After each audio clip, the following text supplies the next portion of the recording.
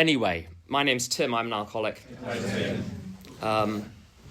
I'm here simply because I've been asked to say a few words.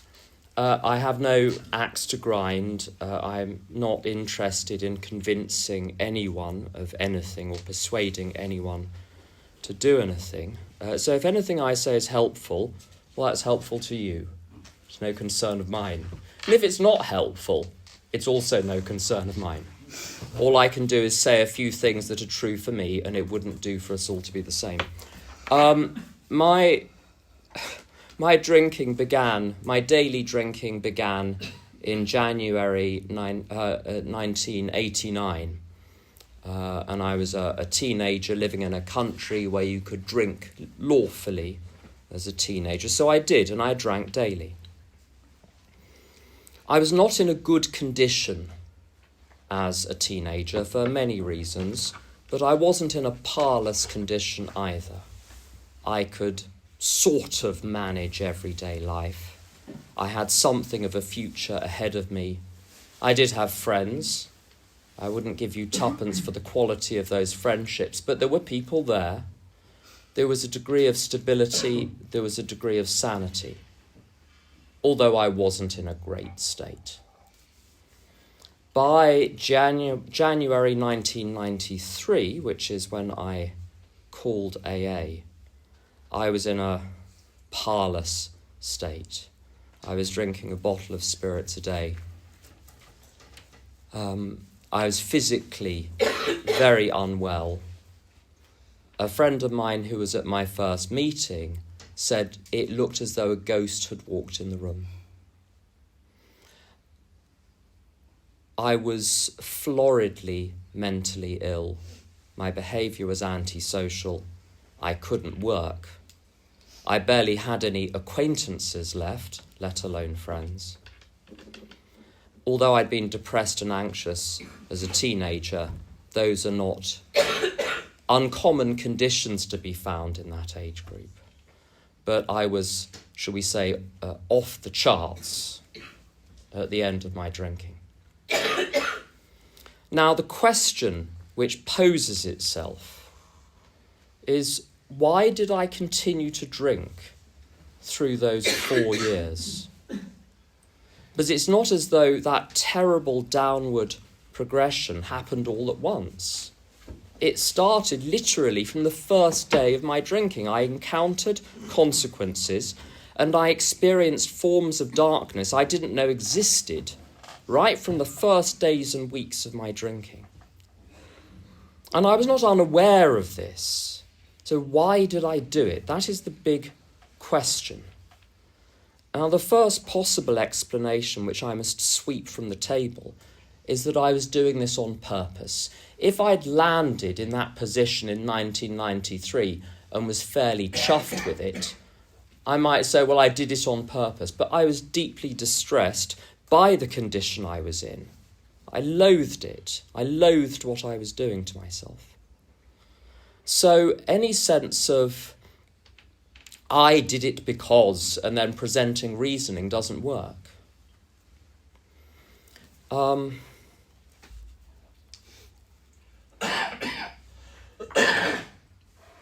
No one sane would cause that to be done to themselves.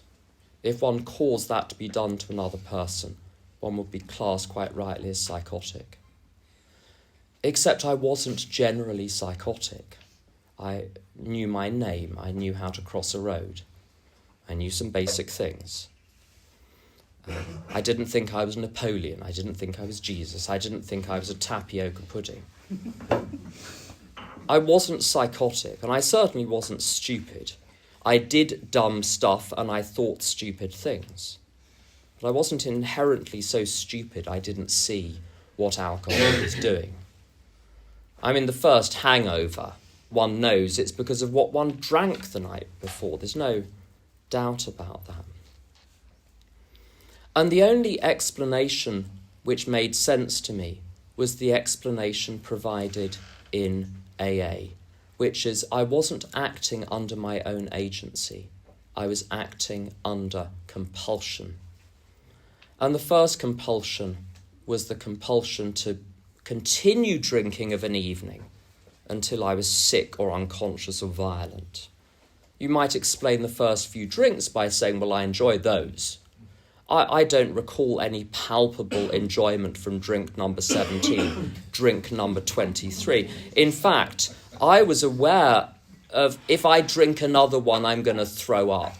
I did not like that effect, and yet I did it. Compulsion explains that. I was also compelled to have the first drink. Now, sometimes people quite rightly talk about the delusion that can precede the first drink, the idea this time it will be different. I certainly suffered from that delusion, maybe for the first couple of years of my drinking. But right at the end, I was aware with horror that the drink was going to make things worse, and yet I was compelled to do it. And when the awareness of the compulsion being the true cause hits, I think alcoholism seems to dive off even more sharply. But also its days are numbered, because there's a limit to how much the human organism can tolerate that compulsion. The natural pride fights against it. So my defect of pride actually worked in my favour at that point. I was buggered if I was going to be under the control of a substance or some process within me. But the point of compulsion is so important. I was compelled to have the first drink, and I was compelled to have the other drinks. What this means is I was not in charge of the actions. So any excuse I gave myself, I drank because ... or I drank in order to ... makes no sense whatsoever. That's the point of compulsion. If you're on a bus and you're a passenger and the bus turns left and you want to know why the bus turned left, you don't ask the passenger, you ask the driver. If the passenger says, well, I turned left because, you think they're mad because they didn't turn left, the bus turned left. If you wanted to ask me why I drank on any given occasion, I would be the worst person to ask. I would be the most unreliable witness. Because my alcoholism, to get me to have the first drink, would have to convince me that black is white and white is black. So anything I would report would be untrue. It covers its tracks with deception. All I need to look at for my step one is the facts of what alcohol did to me and say, well, can that have been on purpose? No. Was I stupid? No. Was I psychotic? No. What else is there but compulsion? And that compulsion is a terrifying compulsion, because I had a number of months in AA before my last drink, which was in the July of 1993. And this was enormously valuable to me, because I had a sequence of slips, and I had weeks of sobriety in between those slips. So I knew that the first drink on each occasion was not because there was alcohol in my system or I was suffering from withdrawals. It was fully flushed out of my system. So why did I have the first drink? And a lot of people say, well, it's unhappiness or something like that, or depression, or my traumatic childhood, or whatever. It was very curious, those slips. A couple of them happened in very extremely emotionally heightened situations. Others of them, quite casual, having a perfectly good day. Once in an AA meeting and enjoying it. And I leave and go to the pub. I wasn't distressed, I wasn't unhappy. The fact is, my alcoholism consists in an impulse which can arise at any time for any reason whatsoever. And that's going to continue happening. Now, with greatly decreased frequency, I very rarely think of a drink today, but odd thoughts will occasionally cross my mind. In those moments, if I am in the habit of obeying my own thoughts. I'll drink, which is why the answer AA offers is a way of living which involves completely disregarding what I feel and what I think, saying live by this system. And at the beginning of 1993, or rather the middle of 1993 when I stopped drinking, I adopted the system given to me because I was so defeated by myself. I ceased to trust myself, and this was a very, very valuable thing to happen. I've learnt to retrust myself over the years, not as director but as manager, answerable to a director, which is God, which is the fail-safe mechanism. That light seems to keep a conscience and a sanity alive which trumps any crazy thoughts I might have. And in extreme moments, I discover myself doing the right thing even though I'm nuts. That's the ultimate defence here. Now, where does unity come into this? Why not go and just find God? Every summer, I go and run along hiking trails and treks in woods and mountains in America. It's just my favourite thing to do, so I do it. And I shouldn't do it on my own, but I do. One's not supposed to, but I make sure I go somewhere with a decent phone signal. If you go high enough, there'll be a good phone signal. It's only in the valleys that there are problems, in case I fall or something happens. Now, if I were to get lost, I've almost got lost a number of times, but if I were to get lost, as long as I've got the phone, I'm all right. And so I make sure that the phone is fully charged before I set out on one of these runs, and if I'm out for 3 hours, 4 hours, there's enough juice in the phone for 3 or 4 hours.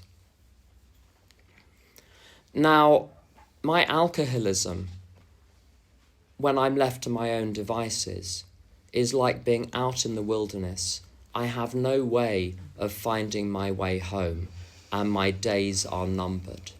And I look at my phone and the battery is dead. The one thing that can save me in those so-called strange mental blank spots from the first drink, the one thing that can save me is a connection with God, which acts as a manual override, which saves me from the worst I can do to myself. In those moments when I'm lost and the battery is dead, AA is a wonderful thing, because AA members voluntarily trek into the wilderness with fully charged phones to find all the people that can't find their way back out again. That's what AA, for me, is for. This is why a fellowship is needed, and it's needed for me on both sides. There have been times when I've needed to rely on other people's connection with God being active so that we can both get out of trouble. But also, my ongoing relationship with God is not one of wretch that needs constant rescuing, but there's a wonderful line in We Agnostics, intelligent agents. And so I believe I and everyone is here in this plane to do a job. My job is to find out what the job is by asking God each morning, what do you want me to do today? There we go. The chief thing within that is to carry the message. It's prompted and facilitated by step 11 and the earlier steps. Practicing these principles in all my affairs provides ample examples of God's power in my life, which acts as the convincer when I'm carrying the message. But the real thing is carrying the message. How would I find people to carry the message to if I didn't have a fellowship? Which is why I guard the unity of AA more closely even than my own sobriety, because my own sobriety absolutely depends on it. So I can tolerate in myself no grievance against anyone else, no unfinished business. I'll do my side of sorting anything out, and if someone has the hump with me, I'll continue to be civil and courteous and friendly and keep my side of the connecting doors open. No divisions, no branding in AA, no us and them. One fellowship, one purpose, staying sober, one method, the programme. There we go. And as long as we stick to that, I don't think there's anything for any of us to argue about. Thanks for listening.